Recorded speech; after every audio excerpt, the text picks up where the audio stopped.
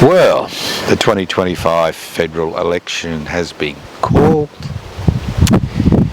and obviously it'll be another election based on dividing the crumbs which are brushed off the corporate table. Think about it. Instead of discussing revenue in a country as sovereign nation state as rich as Australia, where 1/3 of the population lives a hand-to-mouth existence on social security benefits, another third of the population spends anywhere between 30 to 60% of their income on paying rent, and another third has finally got the ownership of their own home after decades of work. When you see private charities raising money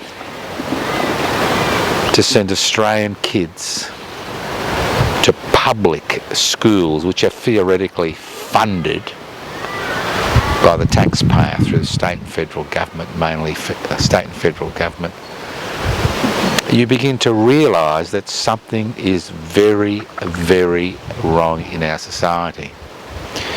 Now obviously in 2025, Australia has become a depoliticised society. There are so many diversions. There's sport, there's social media, there's Instagram, there's YouTube, there's even old-fashioned 3-to-air television. So many diversions that somehow we as a people accept the fact that in a country as rich as Australia that we live this type of existence. No wonder anxiety levels, especially among young people, are so high. No wonder we have one of the highest rates of anxiety and depression in the world. So many pressures, especially financial pressures, and it's a little bit of a laugh calling this a cost of living election. Obviously it's a cost of living election, but it's not about distributing the crumbs which are brushed off the corporate table in our direction. It's not about us fighting amongst ourselves because of our different racial origins, cultures, languages, whether we're First Nations people or not, fighting for those crumbs that are brushed off the corporate table. This should be an election about revenue. That's right, revenue. What comes into the Treasury? Currently, anywhere between 65 to 68% of revenue comes from wage earners, pay-as-you-earn taxpayers. Less than 30% comes from the corporate sector. Some comes from excise and duty. But the reality is that the bulk of taxation revenue comes from the taxpayer. When you have significant sections of society paying voluntary taxation, when you have legislation which is ran through both houses of Parliament which give investors a head start in any race, when you look at the statistics regarding wealth in this country and how it's accumulated and distributed, you begin to wonder, what is the role of the state? Is the state some type of 18th century construct which ensures that those who wield power and concentrate wealth in their hands continue to wield power and concentrate wealth in their hands? Or is the state, that early 20th century monolith which was created through the sacrifices of millions of people in the 19th century to force the state to take into account the needs of the population as a whole, not just the 1%, the ruling classes that own the means of production, distribution, exchange and communication. So in 2025 we will go through the charade of a federal election, where most of the players in that election will be discussing how to redistribute the wealth brushed off the corporate table in our direction. Very few, if any, will be talking about revenue stream. Why do we find ourselves in this situation in 2025? Over the last 50 years, what has occurred is a travesty. And we, that's right, you and me, we as a people have allowed this to happen because people believe that somehow through privatisation, which basically means giving away public assets which provide services to everybody, to the private sector, will somehow improve the lives of Australians. When you look at the Royal Commissions which have recently been held into the financial sector, into the aged care sector, into veterans and the problems faced by veterans, you begin to understand the cost of privatisation. When you see the gyrations of political leaders when they talk about the transformation of us from a fossil-based fueled economy to a renewable energy economy, and all the hurdles which are put in that pathway because essential services no longer belong to the state, they have been totally privatised. So if you are involved in this election campaign, if you will be casting a vote, think about it. Why isn't this an election about revenue? When the problems which we face at an individual, community, state and national as well as international level seem to be growing ad infinitum, while solutions, piecemeal solutions at best, seem to be far and few between. A little bit here, a little bit there. Don't upset the apple cart. Don't saw the leg off the corporate table, and ensure the cake is enjoyed by everyone. That's the message. Unfortunately in Australia in the 21st century, in the end of the first quarter of the 21st century, what we have seen is an increasing in the power and wealth of the 1% that own the means of production, distribution, exchange and communication, while we fight amongst ourselves regarding relatively trivial differences, whether we're First Nations Australians or not, whether we're gay or not, whether we're queer or not, whether we're black or not, whether we're white or not, whether we're Catholic or atheists or Anglicans or Methodists or Buddhists or Muslims or not. Although these may seem to be critical parts of our lives, the fact is that if we wanted to, we could live quite comfortably in this society, living according to religious beliefs,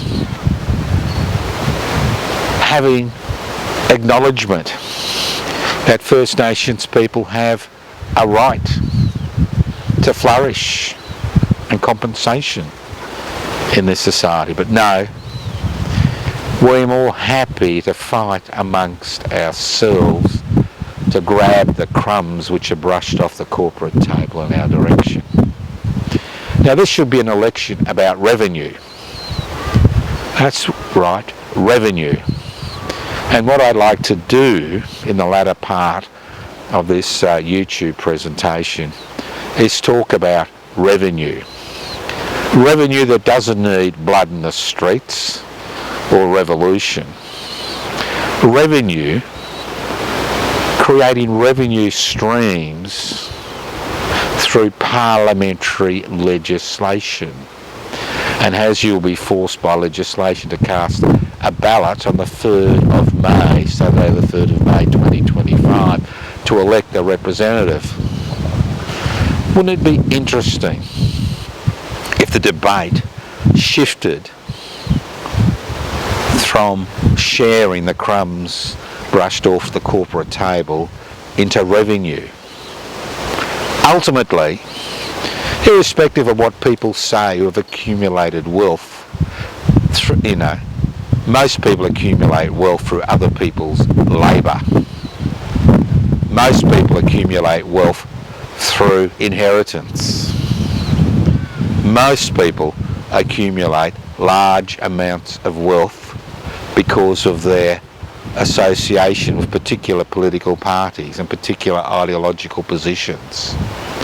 It doesn't come because some individual works 16 hours a day, 7 days a week, 365 days a year and 366 days in a leap year.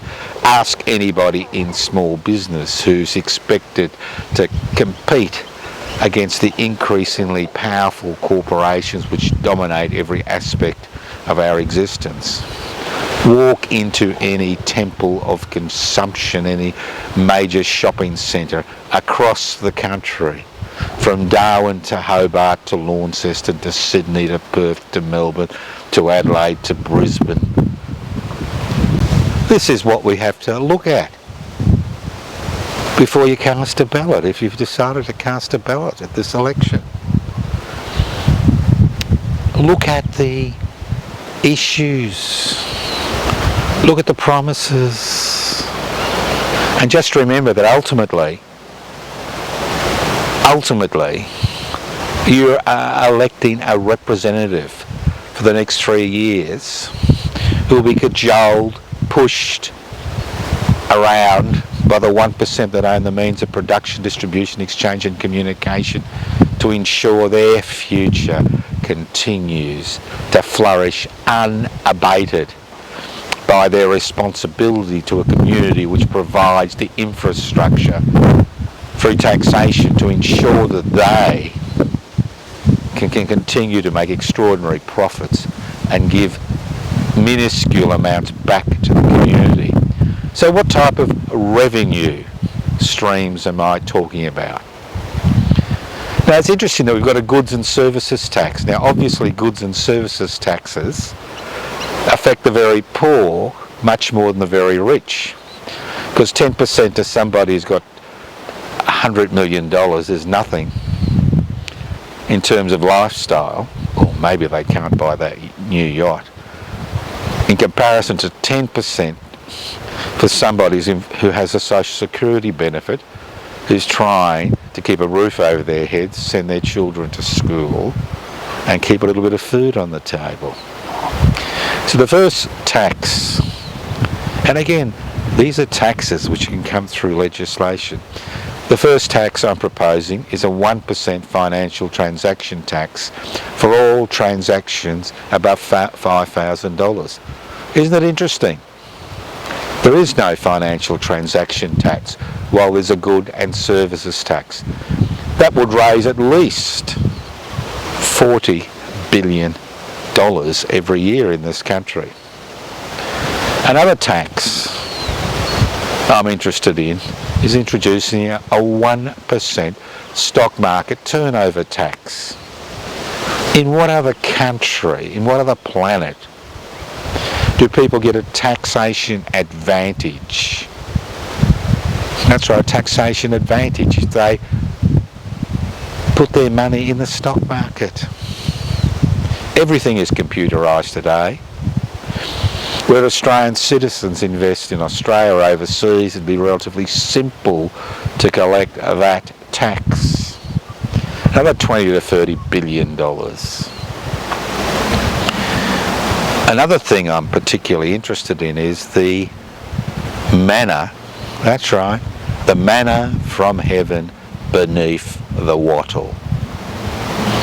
The manna from heaven beneath the wattle. What am I talking about? Those of you who are familiar with the Old Testament, which Jews, Christians and Muslims accept,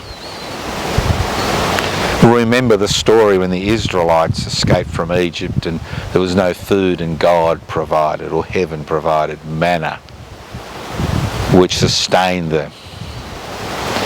Well, we have extraordinary amounts of manna under the wattle, beneath the wattle, not under the wattle, beneath the wattle in this country. This country is blessed with an extraordinary amount of natural resources. We are 27 million people living on a continent blessed with extraordinary resources. We have First Nations people still living in third world conditions, dying a decade, 15 years before the rest of the population. And what happens to this wealth, this manna beneath the wattle? We give it away for a peppercorn royalties, or a little bit of taxation revenue. We give it away to unaccountable national and transnational corporations whose major responsibility is to create ever-increasing profits for their major shareholders, and at the end of their 30 to 40 year digging, they leave a hole for us to fill. Extraordinary. We have the ridiculous situation when there isn't enough gas for the east coast of Australia because of the contracts that successive federal governments have gone into with the gas industry. We have the ridiculous situation where corporate welfare for the mining sector is part and parcel of our everyday taxation system, of everyday existence, where we give taxation advantages to a minuscule amount of people. And then we have the ridiculous situation in this country of a housing crisis. 27 million people living on a continent full of resource-rich country, and we have a housing crisis because of an ideological push over the last half a century to privatise, to globalise, to corporatise and to deregulate. We have allowed the 1% that owns the means of production, distribution, exchange and communication to determine every aspect of our living. It's about time that we ask the important questions about revenue.